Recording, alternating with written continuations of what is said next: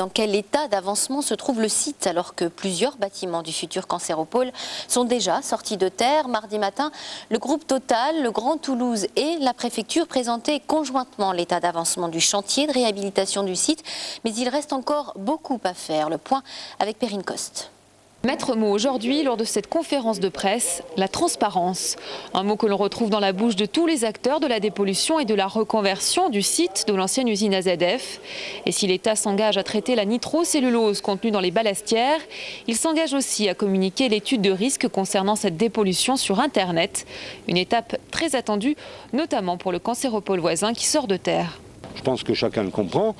S'il suffisait de le prendre, de l'enlever, c'est longtemps que ça serait déjà fait. Aujourd'hui, c'est les données techniques, dont les premières sont présentées ce matin, qui vont nous donner le calendrier.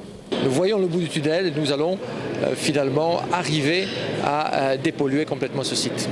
Et pour cela, il va falloir déplacer la nitrocellulose, une procédure qui suscite l'inquiétude chez certains. Je n'ai rien appris, sauf qu'on peut transporter aujourd'hui de la nitrocellulose, chose qui hier était intransportable. Qu'on m'explique par quel mystère on peut arriver à transporter aujourd'hui de la nitrocellulose. Aujourd'hui, après 50 chantiers, le groupe Total en a presque fini avec les travaux de dépollution, mais pas avec les doutes. Personne ne prendra le risque, surtout après la catastrophe toujours inexpliquée de l'usine AZF, d'installer une nouvelle activité proche d'un lieu qui pourrait présenter un risque.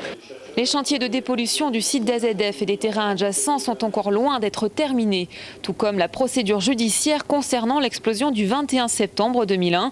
Le procès de la catastrophe est programmé à l'automne 2008.